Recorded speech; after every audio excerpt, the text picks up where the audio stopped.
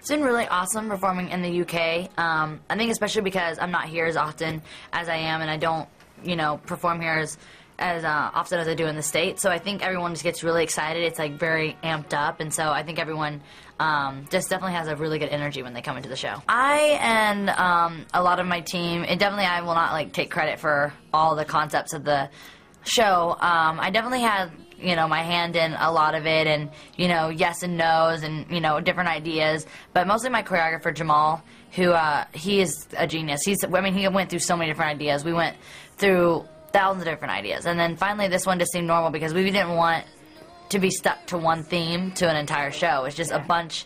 It's Wonderworld. It's a bunch of different, a bunch of different sets. It's super fun, so I think that's neat. Me and my brother do a song together on this tour called Hovering. So it's one of my favorite songs to perform as well, just because it's like definitely a good vibe on stage, and we're really close, so that's really, nice, I think, for people to see, and that I'm so close with my family. I think it's cool, and also my little brother comes out and plays guitar with us, which is great. But I definitely would like to work with him more, and I think that would just be something that's like down the road when we're both kind of, more wanting to do music that's a little more chill and a little more vibey, a little more edgy once we're both at a point in our career where we can do that. My favorite song on Time of Our Lives, I think, is When I Look at You, because it's from my new movie, and I think it's very similar to The Climb, because it can be about a boy and a girl, it can be about family member, it can be about, spiritually, it can be whatever you want it to be, and that's what music should be about, right? Like, I don't think music should be about specifically exactly what you feel, because you're not just making music for yourself. You make it for, your fans and the people that you love, and you want to reach out for somebody. And I write music more for other people than myself. If I know that one of my friends is feeling something, or a family member, try to write something that will, help them through that. And I think that's really good that song does that as well. Hopefully I'm still, I'm going to do a little bit more of a pop sound right now.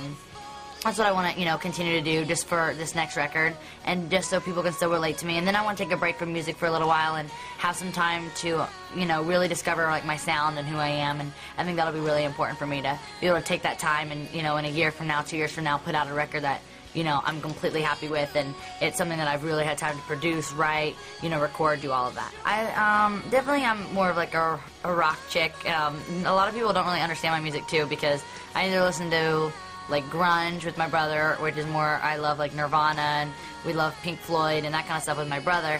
But then when it's like my time, I listen to a lot of like Rosie Thomas, which is just very like acoustic and chill. So that's either I'm listening, my brother says like lullaby music. He's like, no wonder you're so tired all the time. He's like, all you do is listen to soft music. My perfect day off I would totally ruin, because I'm never gonna sleep, so I'd probably sleep the entire day.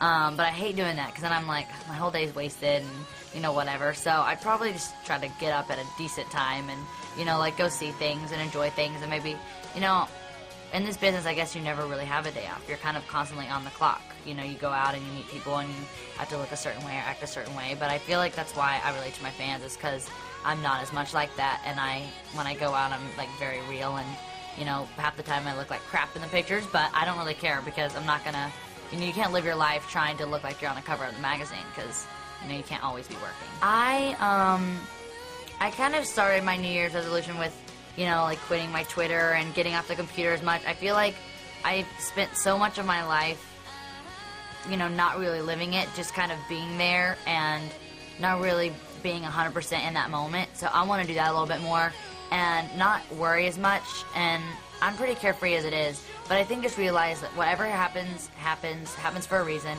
and don't let that weigh on your mind, and let that ruin, that moment that you have. Because I look back at so many times, I'm like, okay, I was such a bad mood because of something that happened to me 2 days ago, which I should have been enjoying that moment, because now I don't even remember what I was upset about in the first place. All I remember is that I didn't have a good time with that thing. So I think just kind of, not necessarily just, not care about anything. You definitely should, and, care about, your life and whatever, but just try to maybe just take a, cool off and just kind of enjoy things a little more.